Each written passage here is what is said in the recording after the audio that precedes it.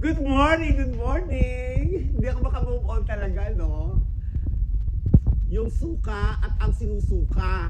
So ano bang gusto niyong piliin? Ang suka at ang sinusuka. Ang suka na nakapagtapos at may diploma kaysa yung mga sinusuka na mga corruption.